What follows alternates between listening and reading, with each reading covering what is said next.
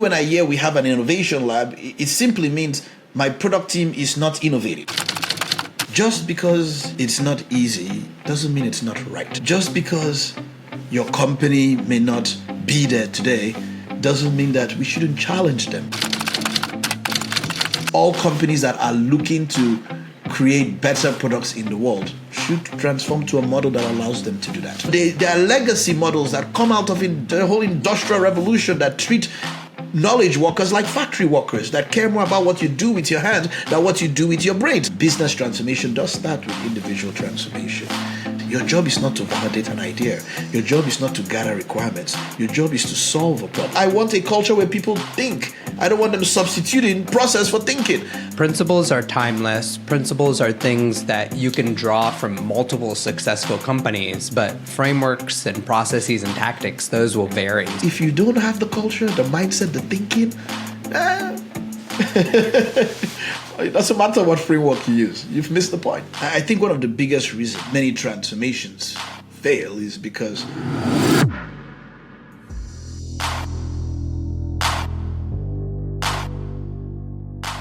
Christian, welcome to the Product Growth Podcast. I'm so excited that you're here. Thank you for having me, Ashkash. Pleasure to be here. So if you haven't seen Christian at the LA Product Conference, on Lenny's podcast, or as part of the author group of Transformed, which is the latest book out of Silicon Valley Product Group, he is a very experienced product person. For the last 5.5 years, he's been transforming companies with Marty Cagan. And before that, he was a product leader. He was a managing director at CareerBuilder, VP of product at Snagajob, head of product at Datasite, and he has so much to share about product management and transformation. So much so that Marty Cagan called him the most interesting man in the world. And I'm really excited today to not just break down transformation, but the harder topics in transformation, the stuff that maybe, even if you're very well aware with it, you might be dealing with on a day-to-day basis as roadblocks. So let's get into it. And what are the biggest misconceptions, or what is the single biggest misconception people have about transformation? Wow. I love that stat. And thanks for having me again. I have participated in a transformation myself, and I have guided several companies through it. For me, I think the single biggest misconception is really around the scope of what transformation entails. If you've seen many companies go through what they might call an agile transformation, they might call a digital transformation, a business model transformation, there is this tendency to think of transformation as an activity in one area of your business. We're transforming how our technology works. We are transforming how our product teams work. We're transforming how we sell in some ways. Transformation touches everything in an organization. And the reality of what real transformation is, it is really a change not in what you do, and more a change in how you do it and in the environment in which you do it. And we're talking cultural change, and we're talking entire business change. So you can see that trickle-down effect happens when people do not understand the nature of what kind of change they're trying to bring into the organization. And so first they think about the scope as this is just a tech thing or a product thing. And then next it goes to, well, the CEO is like, somebody should worry about that. That is the head of technology's problem or the head of product problem. And most other leaders kind of back off and leave it for that area to transform. This episode is brought to you by Adio, the next generation CRM. Imagine a world where your CRM is powerful, easily configured, and actually intuitive. Adio makes that a reality. As I've profiled in the Product Growth newsletter, setting up Adio takes less than a minute, and within seconds of syncing your email and calendar, you'll see your relationships in one place, enriched with valuable data, including things like relationship strength. Adio lets you build Zapier-style automations, create powerful reports, and works for any go-to-market motion, from PLG to sales-led. Adio is designed for the next era of companies like yours. And companies like yours shouldn't have to deal with inflexible, one-size-fits-all CRMs. Join industry leaders like 11 Labs, Replicate, and Modal. head to adio.com/product growth and you'll get 15% off your first year. That's attio.com/product growth. We're to summarize what transformation then is in terms of a transformation of how we work. What are those key tenets that you tend to rely on outside of like the lengthier definition that you might find in the book, which includes almost, I think, 20 product principles? What is sort of the like 30-second elevator pitch for folks? Well, I mean, if you think about when people say you're transforming, many people think about what shifts you're making. What are you moving from, moving to? The legacy way of working, the most common way of working is in this project model or this sequential way of working. You know, we have an idea, we take it down those stairs, and we go place to place. We write a business plan, a roadmap. Someone gathers requirements, hands it off. Someone designs it, someone builds it. We manage the project within scopes, within time, and ensuring we're within budget in some ways. The most common way companies work.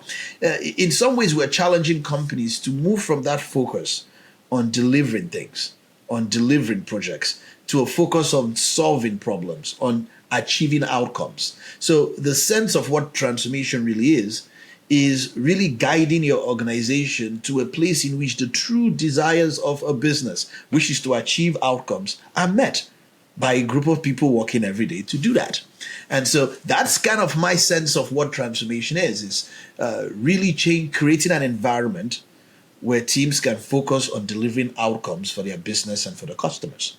And that's the magic. And it's not a destination. It's almost a state of perpetual being. You know, it's kind of like a journey. You don't just start and stop. Like, now, we now work on outcomes, because it's a cultural change. It's, you're changing not just how you work, but the environment in which you do it to accomplish outcomes.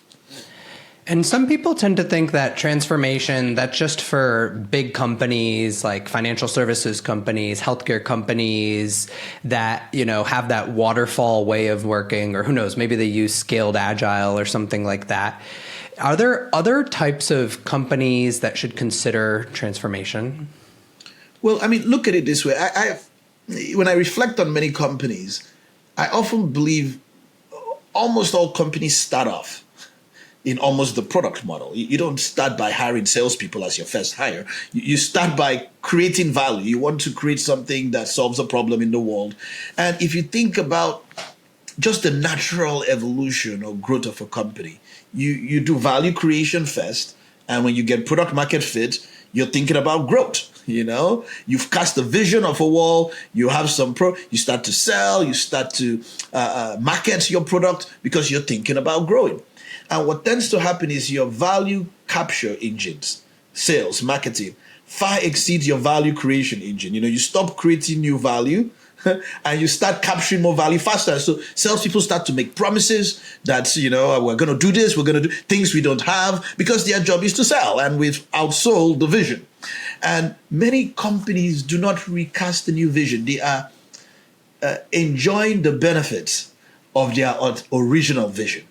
And, 5 years later, 10 years later, they start to move from creating value to protecting what they have. We're going to defend our market share, defend our revenue, defend our customers, our brand, our reputation. And this natural evolution kind of takes them off that product mindset, that outcome mindset. We've got a customer that wants this problem. We can't lose them. We've got to fix it. We've got a new feature. A competitor is doing this. They start to obsess over competitors. They start to obsess over customer needs. They start to become more reactive than proactive, you see. And so they lose a lot of their original, authentic product chops, the things that got them to where they are. And so I don't think it is, of course, far easy to look at companies that are older, companies in legacy sectors, as a need to transform. But I see so many companies, we were great ones. We were fantastic ones. We used to innovate once. What happened? And I've only seen many companies in the sense of the founder leaves, and so the vision goes with the founder, and there's no more visionary person in the company, and the board's obvious decision on who should be the next CEO should be a growth-minded CEO. And there's nobody in the company doing founding visionary stuff. And then the company goes back to legacy, command and control environment, and you lose the elements of that. So I think if you asked me which companies should transform, I think I always have this internal zest that all companies should care about achieving outcomes because it is the best thing to do for your customers. Now, why do companies do it? It's a very different story from why I think they should. But it is the best thing to do for your customers, the best thing to do for your business. So all companies that are looking to create better products in the world should transform to a model that allows them to do that. That's a great point. Why they do it is different than why they should. Why do companies often do it when they shouldn't? Oh, now, I mean, we've seen three reasons many companies opt to transform. One is fear. It does exist, fear of competitive threats, new entrants, changing landscape, changing, just some fear of some new tech companies coming to our space. So Amazon has decided to jump into our space. So, there's some threat of that company can come and eat our lunch.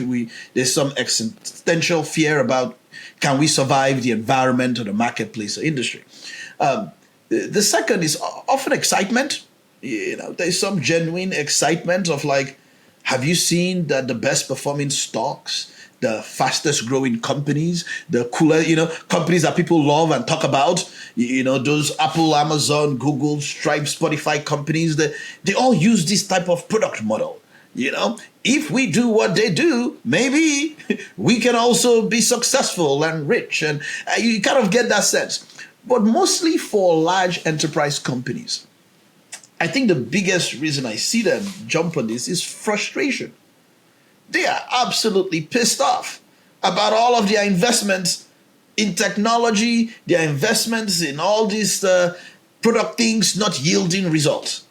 I mean, I see it quite constantly. I often joke with leaders when they tell me we have an innovation lab or I say, wow. I say, for me, when I hear we have an innovation lab, it simply means my product team is not innovating. I mean, or you see companies boast, we acquired this company. I've not met a single CEO that I said to, if you could build that company you just acquired, if you could build your tech, would you buy? So of course I would not. I mean, I would love if we could build it ourselves, but they've already built it. They have market. So you see most companies, an indication of their frustration in their technology investments, in how they work and solve problems, is how long things take. They run out of patience.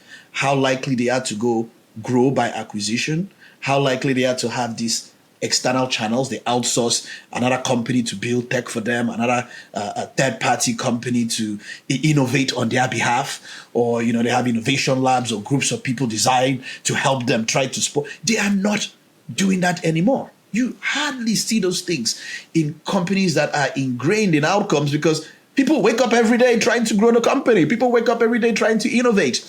And so they've lost that muscle. So those are the three reasons I have often seen companies transform: fear, excitement, or frustration.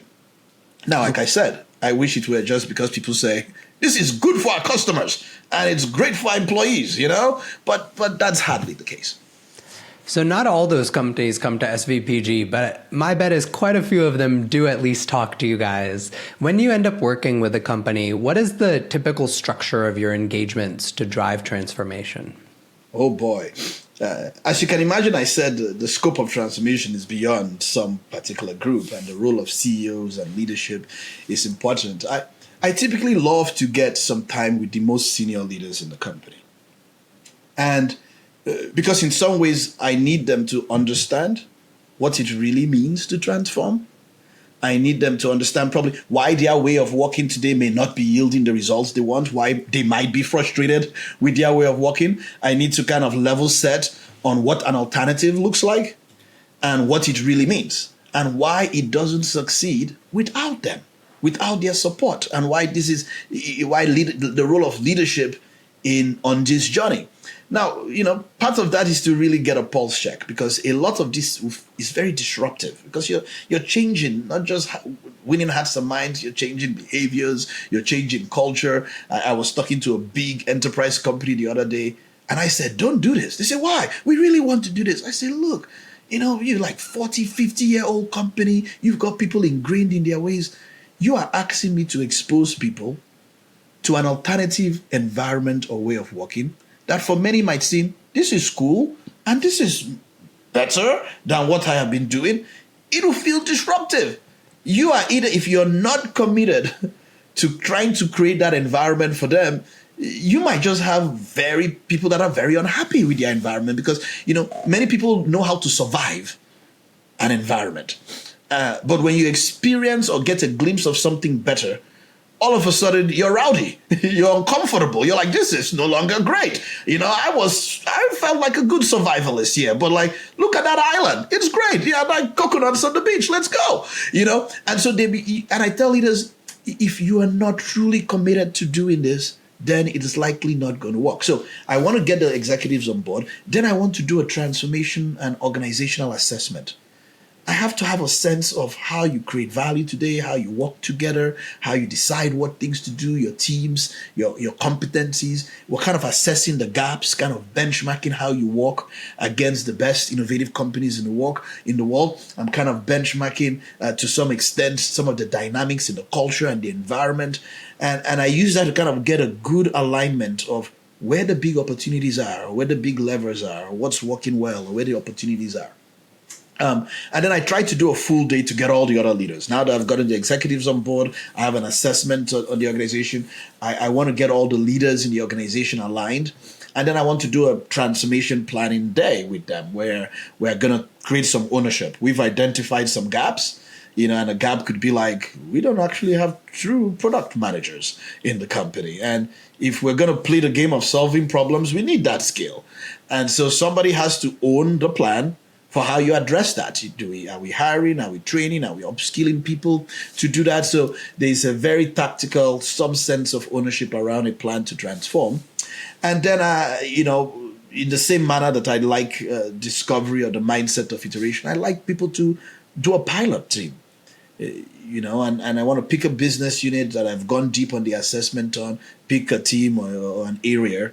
And then I want to start to build the muscle of, do we have an environment to build, test, and deploy things? Do we work in an empowered way to do discovery continuously? Do we have the mechanisms or engines to focus on problems to solve? And, I want to provide coaching to the leaders of that group because you can imagine they've never, coached teams or worked with teams in that group. I want to provide coaching to the teams because they have to see good work. They have to practice good work continuously in order to yield good work. And I want to harvest the learning and success from that pilot to start to move other parts of the organization. So it's a very involved and deliberate plan in doing so, but it probably is gives you the best chance of success. Okay. And it sounds like two of the longer phases there are the organizational assessment and the pilot. How long do those typically take? The organizational assessment, it doesn't take me more than a week or a day in person to do that. And you can imagine part of that is we've seen a lot of these patterns over time. So, in many cases, many people are highlighting symptoms of the root cause of the issue, and I'm trying to get to some of those. So I'm doing a lot of validation and testing of assumptions and looking for the words that people are using to describe their environment, how they work, how they solve problems or decide what to do. So that's a day. The pilot, remember, if this is about achieving outcomes, we need to be able to measure outcomes. We need to be able to demonstrate outcomes. And if you think about what I'm doing in a pilot, I'm going to do a masterclass training, maybe like 3-4 days or something like that in person. I want to go really deep so that the team can understand what working in this model looks like. And then there's some coaching. So we're talking 3 months, 6 months of this team working together to solve problems because they are doing discovery, they're demonstrating outcomes. We are learning about what it means to work like this in this environment and how they can become a catalyst for some significant, meaningful work in the company. So a lot of the work falls on the company to execute that, and really the leader in that pilot to create an environment for good work to occur. So, people ask me, how long does a transformation take in some ways? And, the way I tell it to executives, I say, well, I think transformations take as long as it takes for a company to go bankrupt. They say, well, what does that mean? I say, how long does it take for a company to go bankrupt? It happens gradually and then suddenly. And I think that's what happens with transformations. It happens gradually, and then suddenly, everybody walks in a way that they're like, yeah, we've always done this way. Yeah, we always talk to customers. Yeah, and people are like, when did we start that? If you've been here like that was just, but it becomes a culture, kind of what you do over time. And so there's some effort to, if you really understand that this is a cultural change in some ways, and the depth of what it means, then you recognize that is a continuous thing you're doing. So it sounds like it's hard to put transformation in a box, and it's pretty company specific. But if I were trying to outline the timelines to an executive about why they might think about it, is it fair to say that for results to come in, you need a quarter or a half? So that might be how long your pilot takes. And then the next stage, it sounds like, is rolling it out to the broader team. So you might need another quarter or a half to do that. Oh boy, I wish I could narrow it down to what that looks like for a company. Every company will be significantly different. I'm saying years for many companies to get a significant shift in their environment and culture. And I think the story that I heard from Chick-fil-A that was told about the fast food chain was, everybody says my pleasure when someone says thank you at Chick-fil-A. And, the founder of Chick-fil-A stumbled upon this gesture at some hotel and I want everybody in my company to say my pleasure when people say thank you to them. And I asked people how long do you think that took? The reality is it took close to 6 years. 6 years. And I mean, you think to yourself, well, that's the CEO, just mandate it. You're not fired if you don't say my pleasure, you more or pay bonuses But the idea is that if you're trying to change behaviors and culture, leaders have to model good behavior. You have to practice that culture. Today, they don't even train it. You just because everybody in the environment you're in says it, you're like, that is what we do here. You see it. It's amazing when you start to understand what true cultural change is and the effort to do it. So there has to be some significant commitment that this is the environment we want. And yes, if a CEO is the champion, the driver, the chief evangelist of it, does it tend to move faster? Sure. Companies do care about what leaders care about or what the CEO cares about. So, but, to the extent that you have false start and stop, then people run out of engagement around it. Okay. So it sounds like that's really the short end of the timelines. That is like the optimistic case, but there are often roadblocks, things that might lead it from going from just a half to drive a transformation to 6 years. What are those big roadblocks? You mentioned stop and start. What are causing those stop and start? Ooh, well, there are several. When you talk about leadership in this effort, I think one of the biggest reasons many transformations fail is because most of the leaders have never seen this before. I have not met in the last 5 years a single executive that has told me this is crazy talk. This is ridiculous. Who wants to transform this way? Who wants to work in this manner? Empower teams and give them problems to solve and, tackle risk. I've not met a leader that has told me I don't subscribe or buy into this mindset or to this thinking. They might have some doubts about making it real in their environment, or is it too extreme for their change? But the reality is many of these leaders have never seen this way of working before. They've never participated in working in this manner, worked in an empowered environment. And most people tend to give what has been given to them or the environment that they experienced, and so what happens is if the leader doesn't get good coaching, you don't bring enough people in your environment that have worked in the product model, then you don't tend to shift the company into that because many leaders don't even know how to support a team. I told them to go do discovery. I agree, we should do discovery. And, you say, well, you've prevented the team from talking to customers. Oh, I didn't know they should talk to customers. Is that what you see? You just if you never understood it, and then you bring an executive from a Google or something, and they're like, "Yeah, that's what we do. We talk to customers." You see, they normalize the behaviors that are okay in the environment to enable that to happen. So I always tell people it's not the people, it's the environment in which they are given. And so if leaders don't understand their role, there's a role of vision and a role of strategy. And we can spend hours on strategy, but if you don't have focus, you meet teams with 700 things on a list to do, cultures that are super reactive, cultures that are top down, the only way they get work coming in. And you have to describe to leaders the best thing you can do for your team is context and culture. Clarity about where we're going, how we get there, how we organize ourselves, how we measure success. And then culture is like the environment in which we do those things. And then your job, your day job is coaching every day. When people, it kind of is disturbing to people when they realize like they've missed the whole mark. When I say to them, I say, look, when in this product model, there's an interesting secret that you haven't stopped. People miss as a leader. As a leader, your product is no longer the things you build. Your product are the people under your care. It's a magical secret here. It's not a hidden secret, but let me explain it to you. Products are built by people. If you want a better product, build better people, like care about the people. And you're like, huh? It's not performance reviews. It's not spreadsheets and meetings that you're doing. That is not the secret for what leadership in this model looks like. So one big piece that these things fail, or big roadblocks, is leaders do not understand their role in this model. Leaders do not get good coaching and help, because apparently when you're a leader, you can't be like, I don't know, I'm not sure, I need help. Those very terrible dynamics in corporate America. When you're like, you are playing a new sport too. You need to practice what's my role in it. You need to model out the right behavior. So never seen good.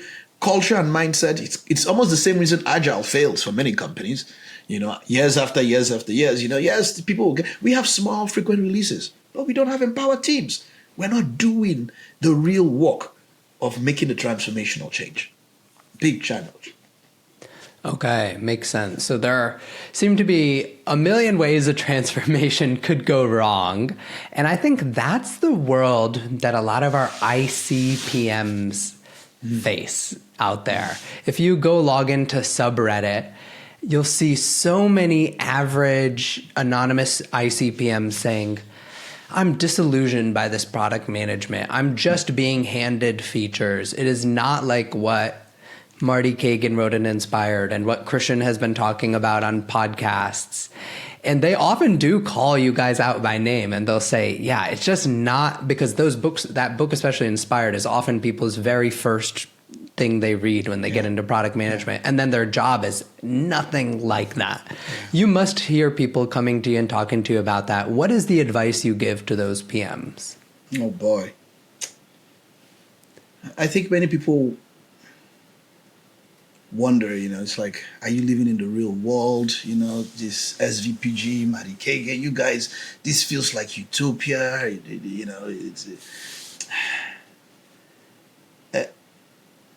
We are describing how the most innovative companies work, how great products in the world have been built, the things we love, the things we admire, the principles that have guided them. We kind of argue, great products, they do come from great product teams working in an empowered environment, but these are just ordinary people like you, like all the people writing about this. And there's some genuine, true passion of ours to get more companies to work that way. Just because it's not easy doesn't mean it's not right.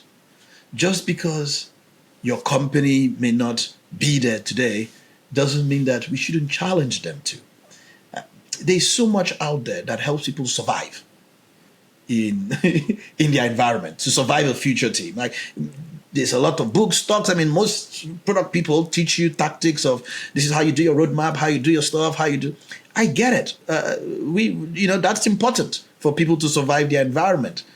But remember, we philosophically believe that the best products in the world are created in this environment. And we recognize that working in this way is the best way to take care of your customers, is the best way to take care of your employees, I've not met a single. That's why they are frustrated. They're like, we want to work like this. We want to feel empowered. We want to have some strength of good collaboration. We want to care about outcomes. You see, so it's the best way to take care of your customers. It's the best way to take care of your employees, and it's the best thing you can do for your business.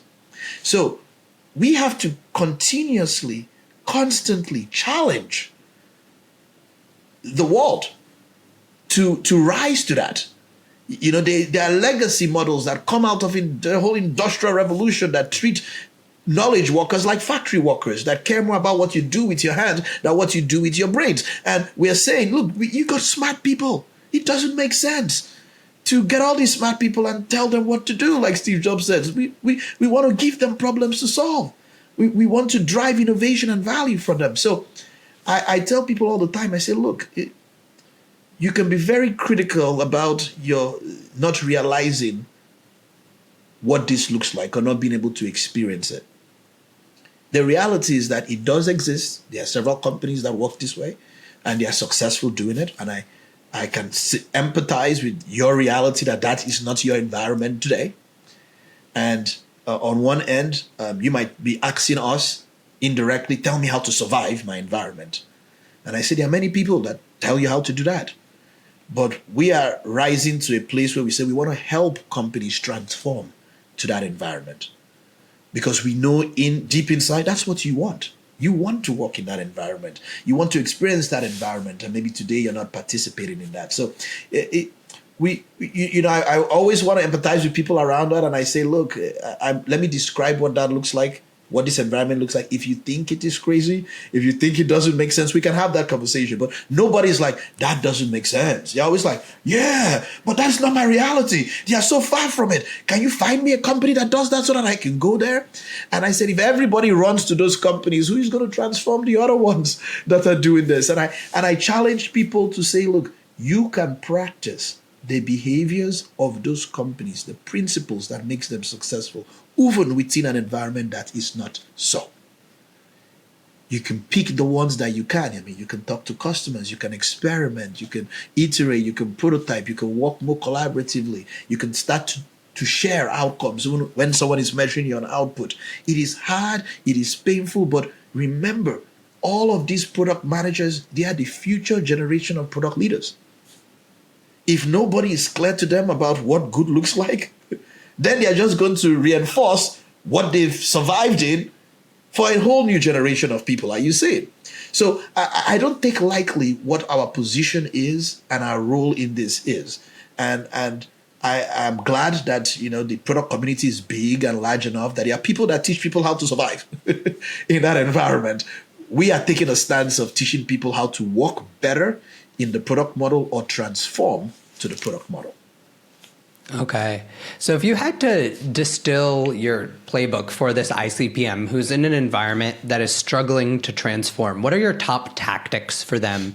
These are the things you should do in order to enjoy your job more, but also move towards the better way of building products. I mean, look, we do talk about the change and the dimensions of change.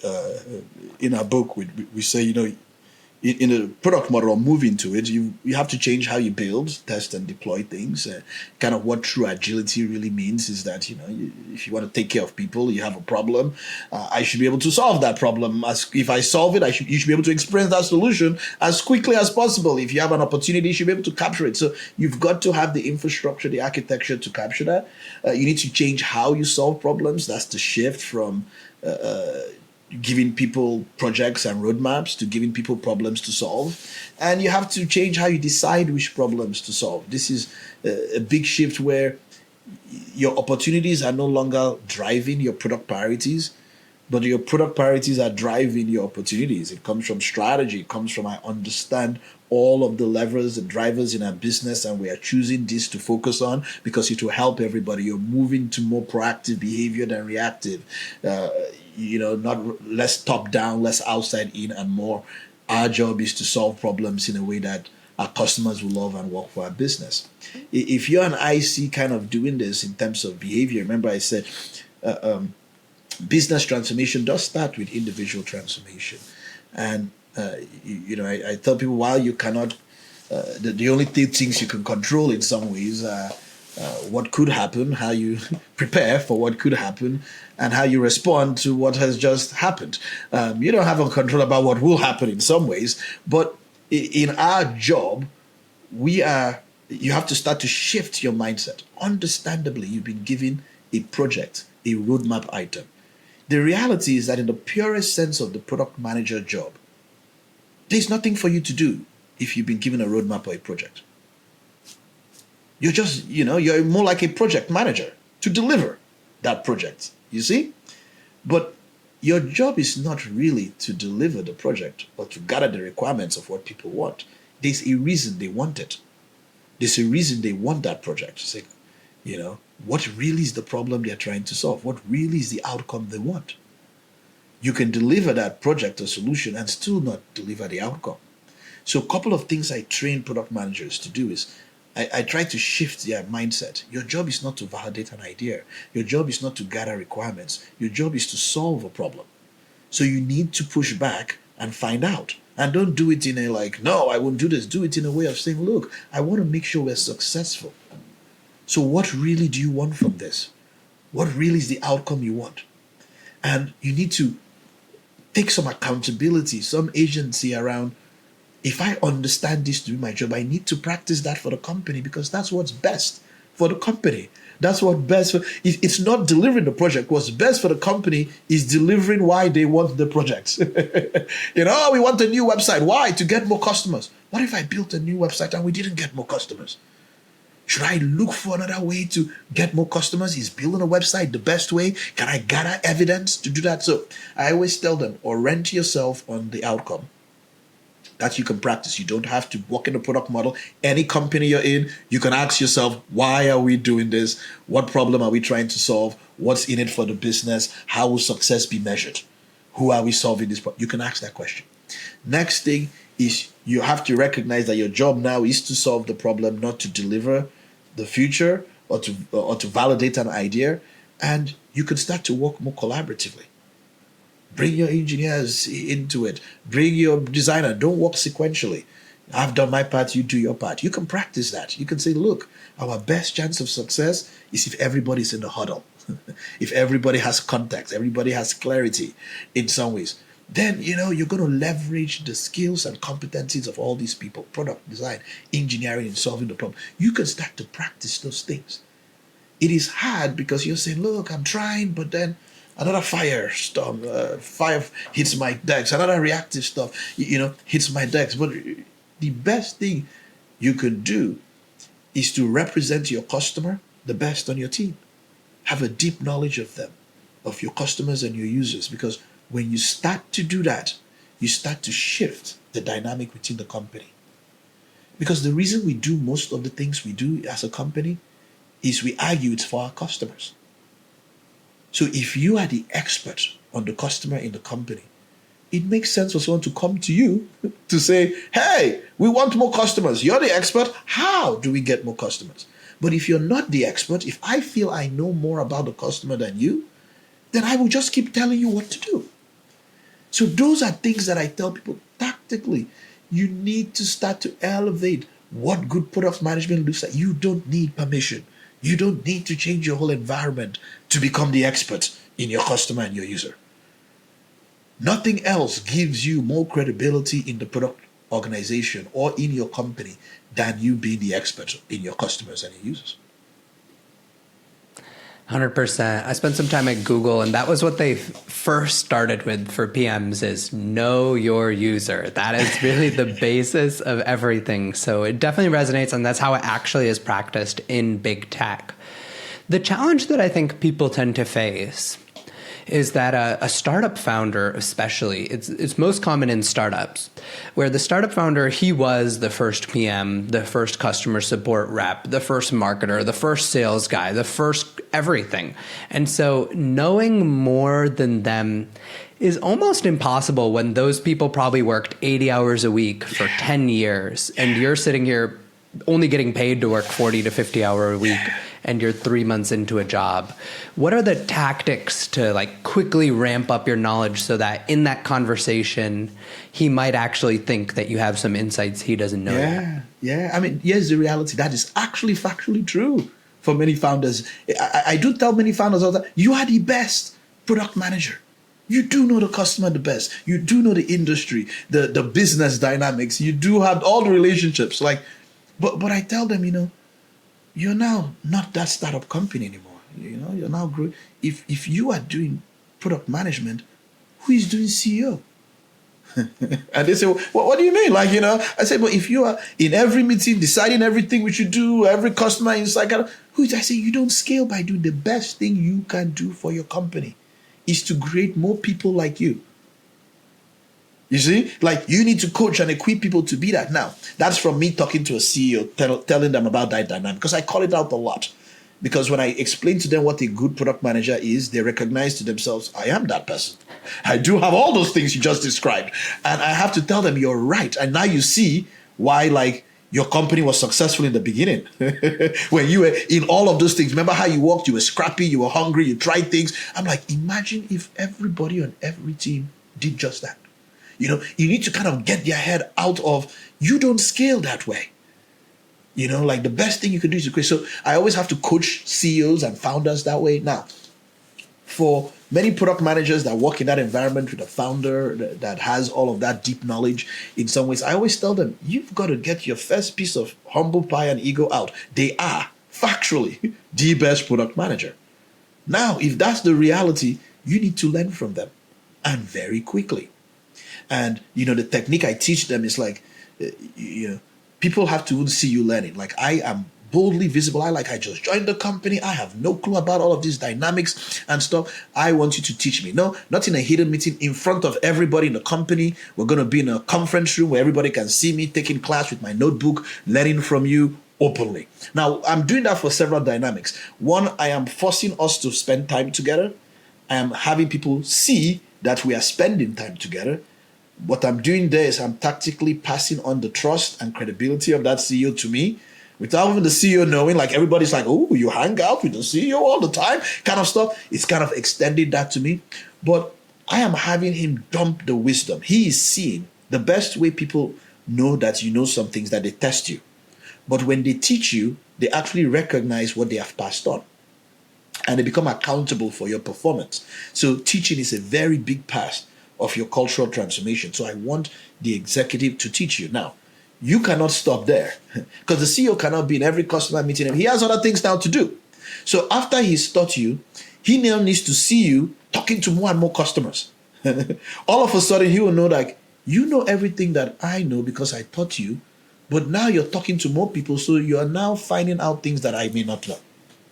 You see, you now have some insights. So they need to see you in the data. They need to see you with the customers. They need to see you meeting with other people. They need to hear your name in everywhere. And they're like, yeah, I taught him that. And they'll be like, oh, I didn't know that. Are you seeing? Because now you're shifting the dynamic. You have to demonstrate to that leader that your constant learning, research, insights, meeting with customers, digging into it allows you now to have some perspective or knowledge or product sense that they should trust or that they should lean on.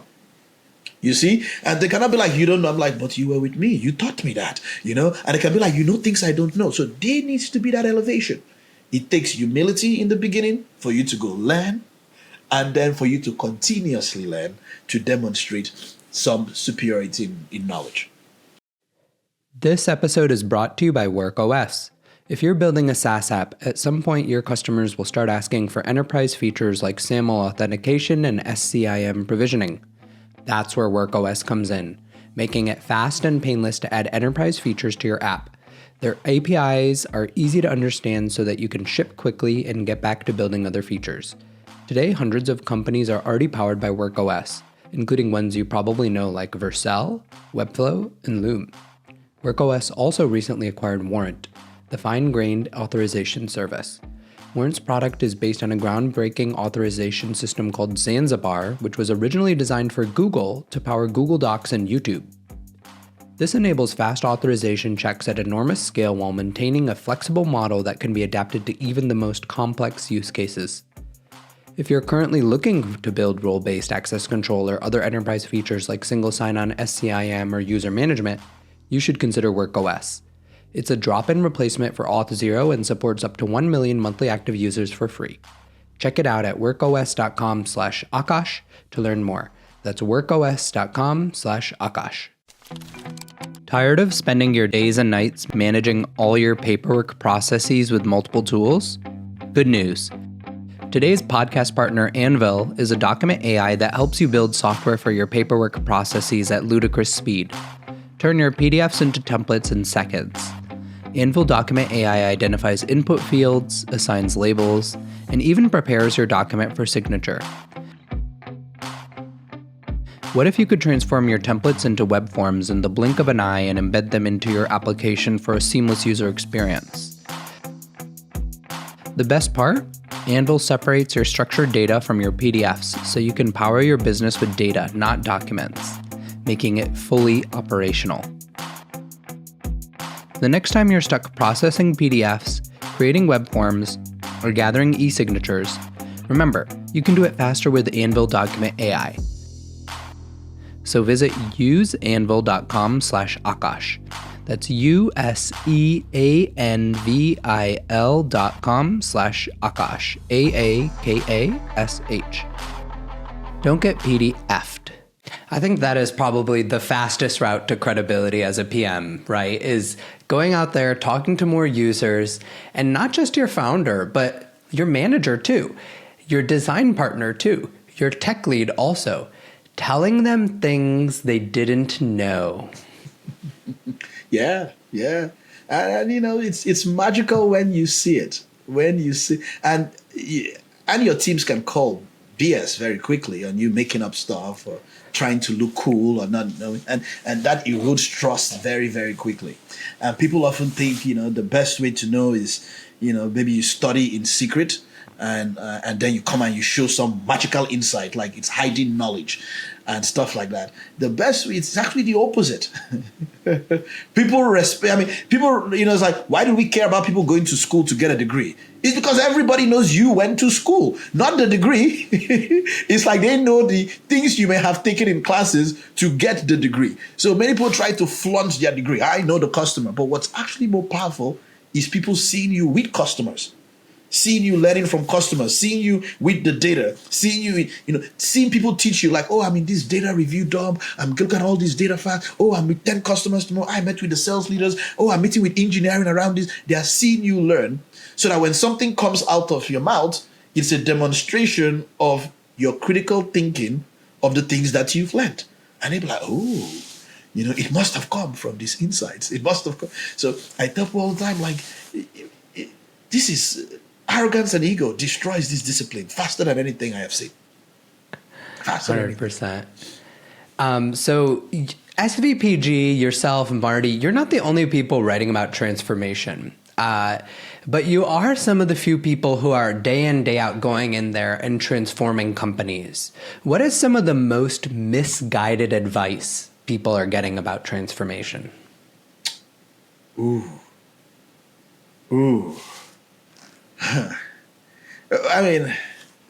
First of all, I think where you get your advice might be a big challenge for many companies.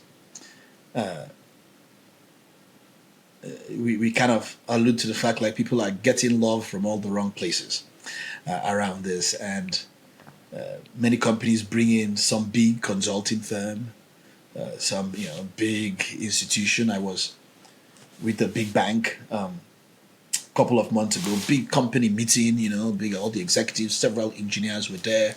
And they brought in one of those big consultants from one of those big companies. And he's describing to them the new processes they'll use and how they'll have this roll out. And an engineer raised his hand up and said, yes, I'm sorry, sir. I have a question. Have you ever built a product before? This guy in the suit and all the tie and stuff is like, we advise many companies on how to build products. He says, so sorry, I think you're missing the question. Have you yourself ever built a product before? He's, I work with teams. No. Have you participated? Have you ever done a stand-up, maybe even like participated in anything that creates anything in the world? And you could see the CEO of the company feeling very awkward, like standing beside this big consulting firm executive and just kind of looking like, they say, okay, all right, we'll move on from that question. And they actually canceled their contract, with that company because it kind of hit them in their head. Like, we are asking someone to teach our companies how to do work that they have never done before. We are asking someone who has never experienced the dynamics of value creation, of working with teams to solve a problem, of culture, of the craziness that happens when sales is screaming at you, the fire drills, the stuff. I mean, all of those, we are asking, so that doesn't have, yes, they might have 10 MBAs, gone to some stellar school, read all the textbooks, but they have no practical experience understanding that dynamic. So on one end, bringing people that have never worked in the product model to help you often leads to a ton of bad advice and bad guidance because they reference frameworks, processes, things they've seen in textbooks or stuff like that to reinforce that. And they're not driving to the culture, the environment, because they themselves have never worked in that culture environment. I think, so I often see a tremendous amount of companies do that. I often see people, we're going to hire another great product leader to help us with this. And then they hire a product leader from a company that works in an old legacy project model, And he's like, I got a company from this old telecommunications company. I'm like, how is that person going to help you transform? There is no company in the world that wants to work like an old telecom. Why would you? Like, people are going to teach you what they've seen. At very best, they will teach you how they survived that telecom. So I'm like, it's not a knock on those individuals and their intent, but you can imagine, I think, a big aspect of why people get bad guidance and stuff like this is you've got to bring people like, you worked at Google. Okay, I like some of the principles they use there. You worked with teams, you participated, you've gone through the struggle. Part of that is you're going to normalize the behaviors I want in my culture. You may not have good transformation tactics because maybe all you know is Google and how good it is. But if I say to you, I need to run an experiment, you're like, what is that? Why is that? You kind of get, yeah, that is what product teams do. I need to talk to a customer. I need to do some, you normalize things in the environment that should be okay to actually help you yield outcomes. And so rather than people look at processes and frameworks and things like that, which, most people, Google did that OKR thing, you should do the OKR thing. And I'm like, how? I said, OKR is an empowerment tool. You don't have empowered teams. It's an alignment tool. Like, now it's going to feel like, okay, this really sucks because there's nothing you're getting out of this. People miss the point. I'm like, if you don't have the culture, the environment, don't go trying their framework or their process. And don't get it wrong. If you're practicing it to transform, that's great. But if you're now saying we are mandating it for everything we do, I'm like, this is a joke. It's not going to work. Like, it's like mandating the culture. I've had a leader scream at people like, we are not doing command and control anymore. Do you understand now? Don't do it. And I'm like, did you just command and control, not command and controlling? So you see, but you have to understand these are the realities of some of the dynamics I see in many companies. You just touched on something that I wanted to double click on, which is, I would say SVPG and yourself and your content specifically, you guys are almost aggressively anti-framework and aggressively anti-process. Whenever somebody brings up a specific framework or a process, the first thing you'll see is Marty commenting on the LinkedIn post, no, we don't actually prescribe to any frameworks or processes. So say more about that. There must be something you guys have learned along the way of doing all your transformations that has made you so aggressively anti-framework and process. So help the rest of us understand that. I mean, on one end, I always admire the fact, like, I think Marty has, 40 years of a career experience, been driving this for 20 years. And he has seen a lot of frameworks come and go, a lot of processes. I remember I said a lot of this is culture and mindset. A lot of this is environment. A lot of this is principles. Like I've had somebody come to me like, but Christian, we love that safe thing, like it's fantastic, it's a great frame, and I'm like, okay. I'm like, look, you're agnostic to process, but why are you knocking it? Why are you so anti this one? And I said, okay, let us pick some of the things that I find to be consistently true about how the best companies work. In short, even in the project model, the best things that have come out of it, these principles were true. People work collaboratively, not sequentially, not in handoffs. There was a clear sense of what the results would be. People tackled their risk up front. They did discovery before they did delivery. They tried to understand what to do before they did it. And, maybe they were given problems. They knew the problem up front. And I say, okay, so pick your framework and show me how it reinforces these behaviors that are true in the best way companies work. And I say, if somehow your framework, if you ask me like, how do I know if it's good for me or bad for me? I'll say, oh, does it hurt people working together? They're like, no, it brings people together. So, that's probably nice. Does it make you focus more on why you're doing it over what you're doing? You're like, yeah. I'm like, oh, maybe that is nice. Are you seeing? Like, I'm not like, so when you kind of say like I'm agnostic, I am measuring these things against what I have found to be true in what creates good work. And all of a sudden you're like, this just reinforces output. It whips people together in a big room. They plan, this is my job, your job, this is the sequence of it, this is the deliverable, there's no focus. I'm like, so how is that going to help you get better outcomes? You see? So I because it is culture, because it is mindset, because it's about the principles of what creates good work, I want people to think of what the product model as a conceptual model. It gives you a frame of kind of saying, I want this environment in which good work occurs to be my environment. And if this framework is not hurting those things, then it's probably okay. But if it is hurting it, I should probably second guess. I should probably probe a little deeper. Is there something else I can be doing? Because I picked this framework and I realized that it is creating 500 processes in my people, and people are focused on the process now and have lost the point. You see? And you say to yourself, like, am I going to double down on the framework? No, you're like, I want a culture where people think. I don't want them substituting process for thinking.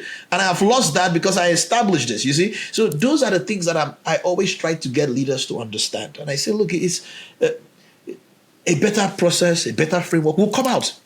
Often, a new one will come out. That's always guaranteed. There's always something new. But, whether it's better or not, I don't know. But if it hurts the environment, if it hurts the culture, if it hurts the way people think, if it hurts collaboration, if it hurts a focus on customers, be clear about what creates good work. And it's like customer centricity. I say, okay, does this help you all be more customer centric? That is okay. If it doesn't, then you're like, So when we talk about the principles the only techniques I ever share with companies, and I say it feels like a high standard, but if I don't see at least 5 or 6 successful companies, innovative companies using that process or technique, I don't teach it. Because again, you're talking about what creates good work. I'm like, did Amazon use it? Apple, any company you love. In short, I always ask executives all the time, tell me the top 20 products you like. They write the whole list. Because they might be saying, let's outsource an engineer. I'm like, did any of them build it with outsourced engineers? They're like, no. I'm like, oh. I want them to understand it. Because what do you want? If you want the good company, successful outcomes, let's pick companies that are successful and then question how you work against that. Right? That's kind of where I lead with that.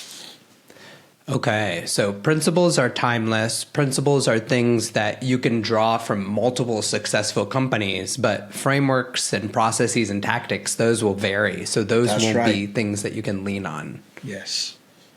One size doesn't fit all. And people will quickly find that out, very quickly find where it doesn't fit. But thinking, you're like, oh, that's a good way to think about it. Those can live long forever. I mean, we still tell stories the same way as we did as kids. We still work. I mean, some of the things are just timeless, So yeah, frameworks will come and go, process will come and go, tactics will come and go. They'll differ by what you're working on, by whether it's a new product, an old product, B2B, B2C, startup. There are so many variables that can help you decide what best technique. I want to teach you all the possibilities. You should choose. But if you don't have the culture, the mindset, the thinking, it doesn't matter what framework you use. You've missed the point. Okay, so if you're a product leader implementing transformation, you can have some frameworks because you've selected them from your company, but it's based on those frameworks are driving the CREAT principles. That's right.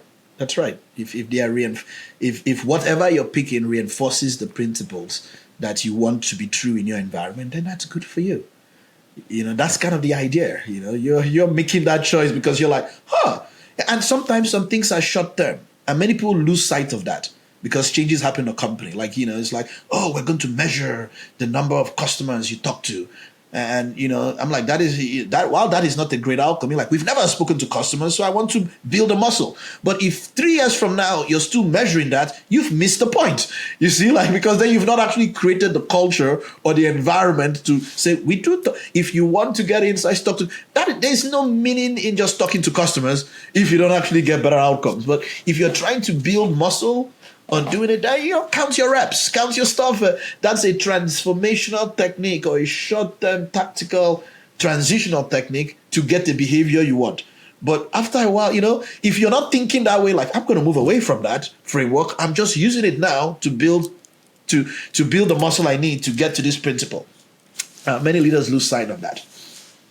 Yeah, I love the anecdote you gave earlier that at Chick-fil-A, they don't teach my pleasure anymore. The idea is you have the framework for the transition period, but eventually you can move on. Yeah, because it's your culture. So it's what we do here. Just everybody says it. Many companies, they do what their leaders do. That's how people know what's okay in a culture, what the leaders model. And so, it was actually the secret to actually moving that down when the leaders started to do it in every meeting to everybody. That actually was more impactful than any process, training, or rollout. So the other way people like to poke a hole in this transformation agenda is they like to say the examples you're using, whether it's Google, Netflix, Spotify, Meta, what they'll do is they'll find some teams within those companies who don't operate this way. Maybe they have a product leader who's very command and conquer. Maybe they have Mark Zuckerberg literally dictating the roadmap for the features. I know that for when Threads was released, the entire leadership team, Adam Mosseri and Mark Zuckerberg were literally saying you need to build this, this, and this. So they like to point those holes out. How do you kind of react to those people trying to poke these holes that not all teams and these great companies work this way? In the same way that not all companies that don't work this way, some of them put out great products. Project companies, legacy companies. But if you go and look at the companies, you'd be like, oh, I can't believe that old school launched this cool thing. You dig in, you will find that it came from a great product team of ordinary people who had maybe a little different environment than the other parts of the company. I was talking with a big company oh my goodness, the best time we ever did good work was when our board and our leaders did not know. They're like, when we were doing it under the radar, when we were kind of on the side, just a little side project, we got some really cool things done. You even hear companies that say, oh man, all of our cool things, they came from a hackathon. And I'm like, okay, what was a hackathon? Engineers came up with this. I say, okay, why can you not make that consistently true? Look at what happened for your success. An engineer was involved, they knew the problem, they had some account ownership, they felt empowered to participate. And so kind of what I'm calling out is that kind of what your transformational effort is trying to do is trying to make this as consistently true about who you are in as many places as possible. Because you're calling out something that is very true. Leaders do create the culture and the environment for many companies. And so in some ways you can have one business unit outperforming another, one area of a company. You can have a CEO swooping and pooping in one area, changing the dynamic in another. These things all matter. That's why I said it's not a destination, it's a state of perpetual being. And you have seen Microsoft, for instance, as an example, when they got a sales leader as the CEO. You saw what that did in the Microsoft for years. And then, you get a product leader now to be CEO, and you're like, oh, look at how things are great. But remember, what did that leader just do? They didn't fire or change everybody at Microsoft to get their success they've had this time. But the leader just created a different environment, expectation of what good looks like, more consistently around that. So when people point to in teams, I say, okay, two things are either true. Remember, these companies, there are principles that are consistently true.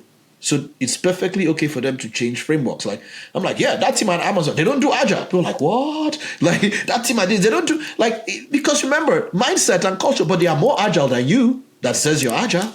You know, they release 50 times a day. How many was your last release? You see, when people start to understand it, it's like, it's not about the framework you use to be agile. It's really about like you understand that agility is your ability to respond quickly to changes and opportunities and like, can you do that? It doesn't matter what framework got you there.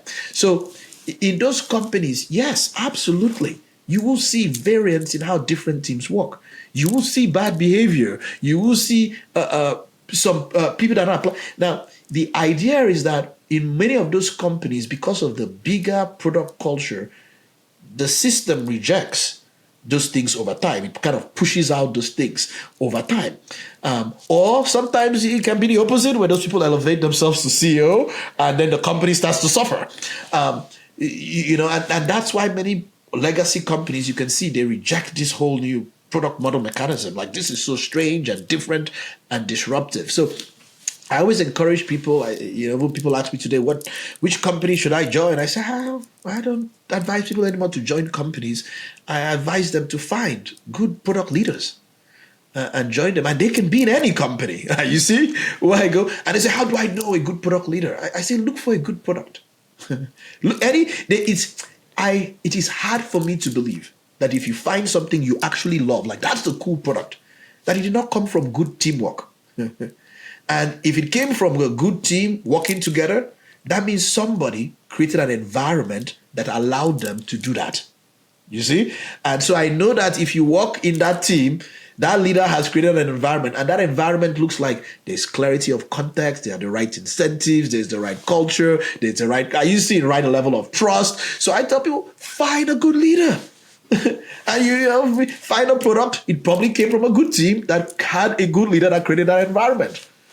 Yeah, so it doesn't matter the company anymore, because, again, company culture, different from product culture. Okay. So that is all of the hot topics in transformation. We tried to touch the tough questions, and Christian, of course, aced them. So let's move on to the PM job market. The PM job market has been really tough for the last 3 years. You must be getting people reaching out to you. I certainly do every single day. What advice do you find yourself repeating to PMs who are having trouble finding a job? Yeah. I mean, there are two interesting trends. It's very tough, and it's also in high demand, and it's also still growing, and it's very well paid.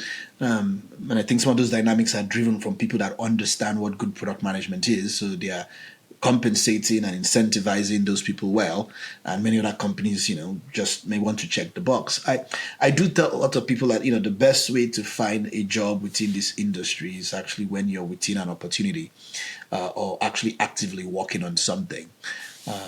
And part of that is you want to seize any opportunity you have to participate in problem solving with a team of people. And I tell people it's very hard to find a PM job when you're not working, when you're kind of unemployed in some ways. But I say, if you think about what PMs are doing, they are working collaboratively with other people to solve problems on someone else's behalf.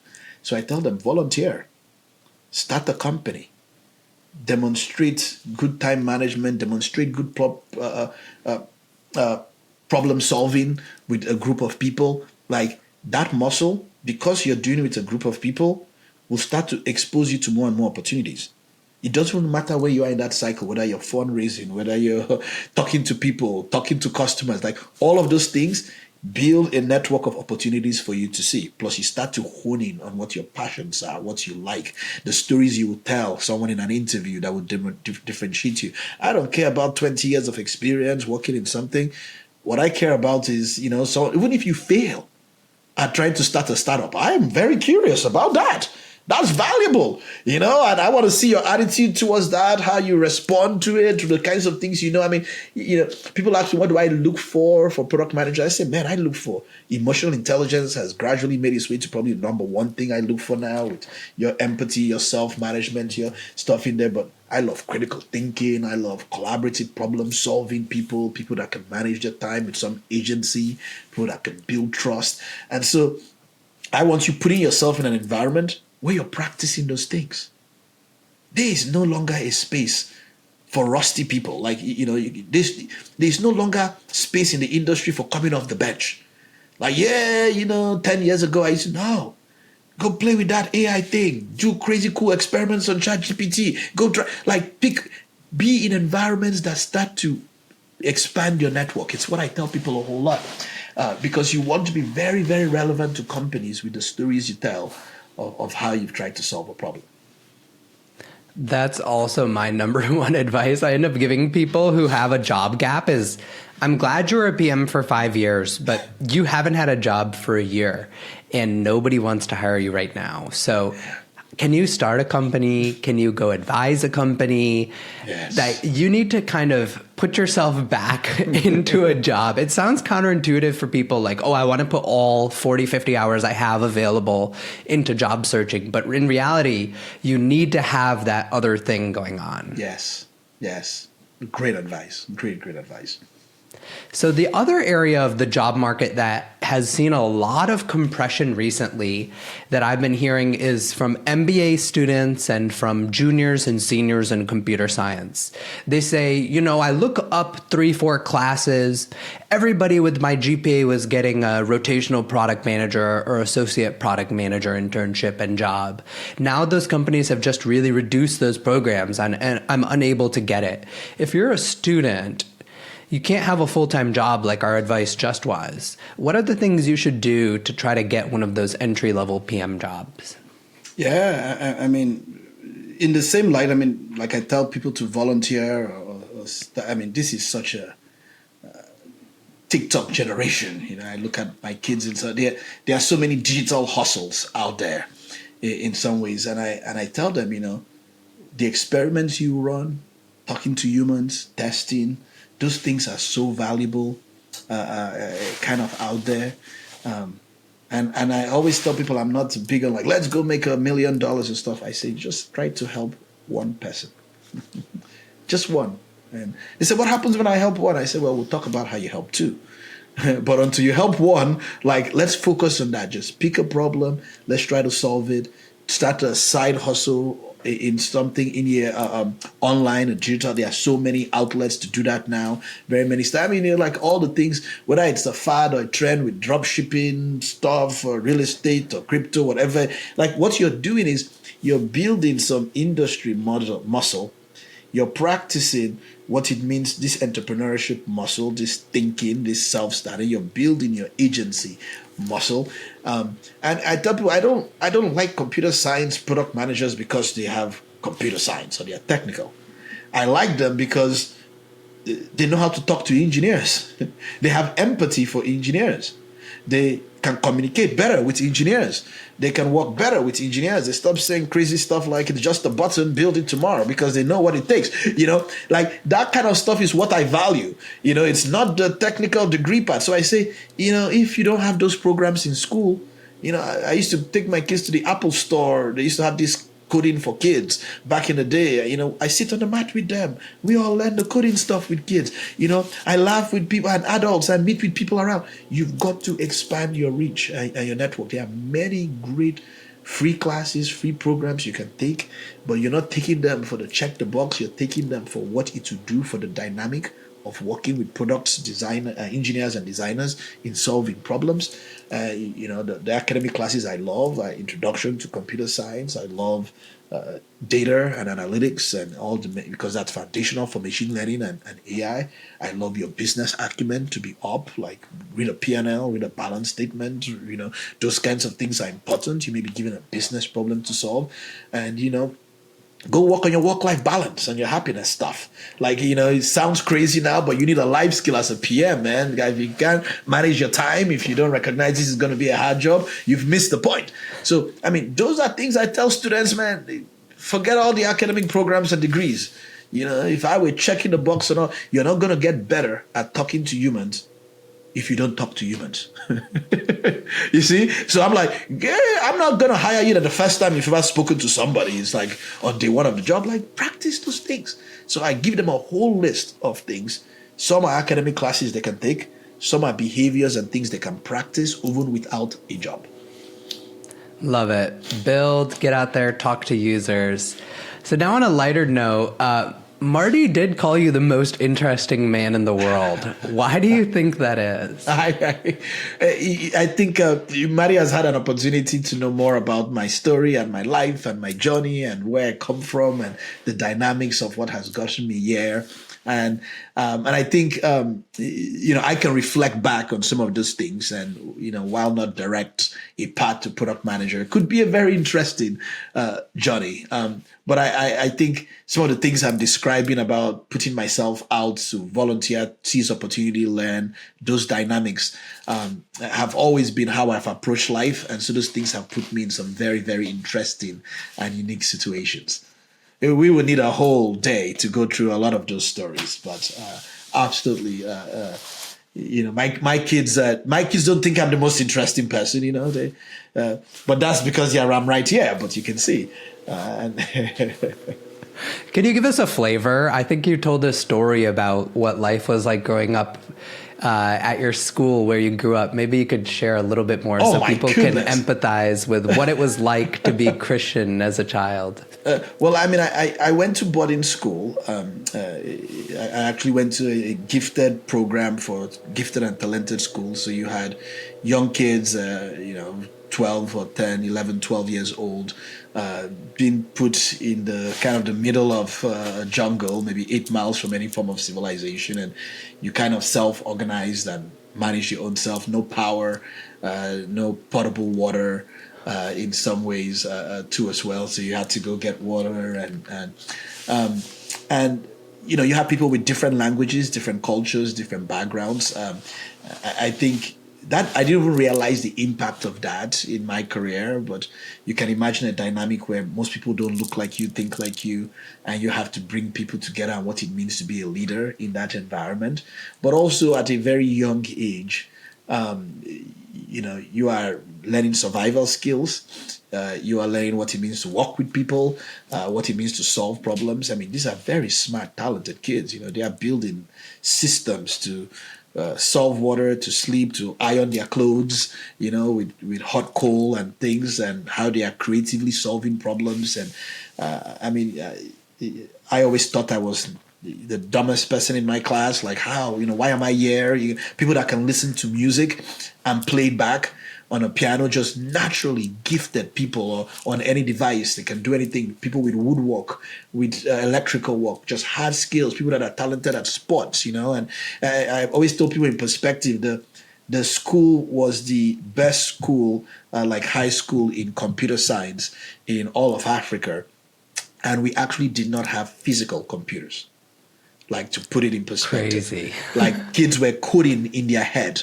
Kids were like textbook, like, it just blew your mind, like, and they'll go to competitions and kill, and so, so that was the kind of environment in which I grew up with. So I probably had this elevated view of what competency looked like, because I'm like, if you get the smart people in the room, and one of the things that I tried that was bringing those people together to solve hard problems. I didn't feel great as a kid because I had the highest IQ. That was the only place I had the highest rank in the school. And I thought what is that going to be? I had my 2 highest ranks in the school because they grade you at every skill and every competency were leadership and IQ. And, if you're like 13, 14 years old, you have no clue what that means. You're like, oh, that means I'm not the best in math, in science, in sports. Like, I am not good at all these. That is just like so I was always the kid that would take the debate team on a competition, the sports team. Like, let me introduce to you the greatest computer team in the planet, and I was never good enough to make the team, but just always, like, well, okay enough to lead. And I didn't recognize what that leadership dynamic meant. And, once in a while, somebody may fall sick or, on the boss or something, and then I have to step in and fill in their gap. I'm like, that is so cool. I was on the team for that minute. But, at an early age, it probably taught me a tremendous amount of discipline, tremendous amount of what it means to kind of manage your time, collaborate with people, leverage the talents of others to solve problems, build authentic relationships, work with people with diverse backgrounds and things in that. And, we did all kinds of, you hunted for some food, you ran around in the forest. So, my kids are always like, you don't do a lot of those camping stuff. I say, I don't do anything for fun that I did to survive. Okay. Like I did all of those things for survive. Why are we fishing? Am I going to eat the fish? They're like, no, to put, like, that makes no sense, like why are we hunt? Like, so I'm like, there's no sports that is interesting to me if it's not to survive. Like like camping, I slept outside on like a floor, we put a blanket out there. And so there were some of these dynamics that I think were very foundational to my view of the world and how I work with other teams. And I'm excited today that I'm able to give back to Africa in that manner and try to provide opportunities for others to go through this. Yeah, you've recently launched the Innovate Africa Fund. What's your greatest aspiration for the fund? Oh boy, I really want to create an environment where it's not just about giving people liquid capital or cash to start a business. But if you can imagine a whole generation, we don't have a Silicon Valley in Africa, a whole network of talented people like yourself that could give advice or guide people or invest in companies. So I want to match entrepreneurs and founders with real, true coaches, with people that can donate their time and say, look, I will guide you on this journey. I have been there before. I'm not an investor where you have to tell a nice story to make feel good. We can talk about the real talk, about the stresses, the dynamics of actually good. And so it's kind of like a 1-for-1 fund. If I give you 50,000, I want to give you at least 50,000 in support, guidance, coaching, like investment in people that can really help you navigate what it means to run a business. So I am matching capital with real hands-on product coaching to help companies get to product market fit. And that's the vision I have for Africa. Awesome. All right. That is all of our long-form questions. We're moving on to the lightning round. Are you ready? Let's do it. All right. What's your favorite interview question to ask of PM candidates? Oh, I think many people know this one now. I always ask people to build an alarm clock for someone that is hearing impaired, or I kind of tell them I have a friend that is struggling to get to work on time and he's been deaf all of his life. And traditional alarm clocks don't work. How would you go about solving the problem? How you go about helping that person out? And, I'm trying to get an insight on how someone thinks, their empathy. Are they able to admit what they don't know? Do they know what they don't know? I'm kind of getting a sense for that. People are like, is there a right or wrong question to that? Like, I even love people that I'm like, I have no clue where to start with that.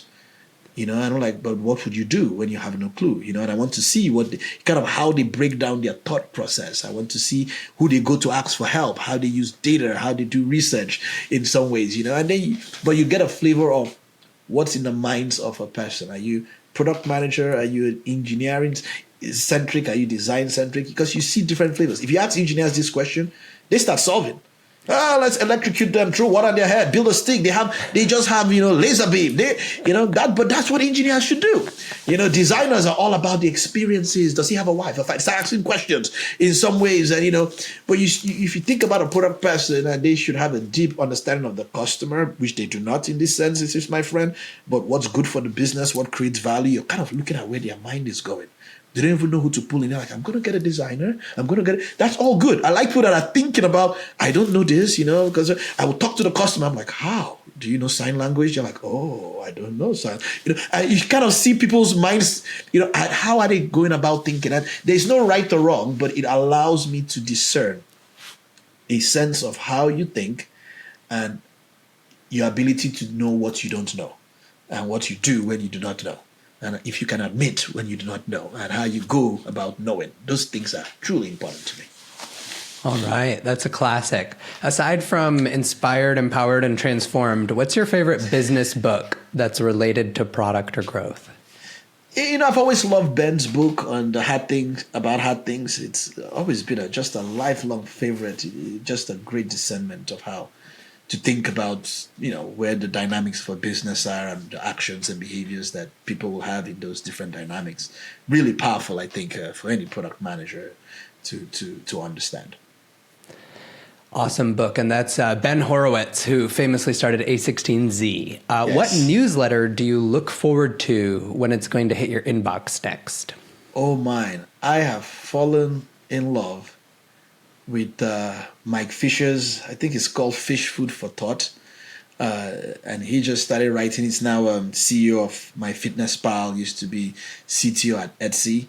But just the depth, the quality of the writing, the reflective thought process around it, rich, very rich. I've never, I don't think I've fallen in love with a newsletter that quickly. Just in terms of, he's, again, like very agnostic to process or framework in the way he writes, but more so really the deep critical thinking that leads to that and discerning what is consistently true about what good looks. I love that. What product feature are you most proud of shipping?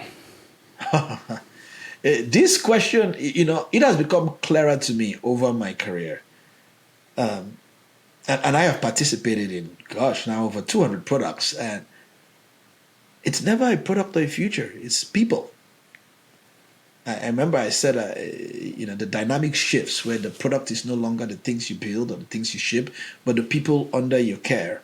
And I am proud of many of the people that have worked for me, that, started their career. I was an intern when I came to you, and they're like, I'm now CEO of a, billion-dollar company, or I am now head of product at this company. And that's my biggest pride in my career, are the people that I have cared for and where they are in their journey today.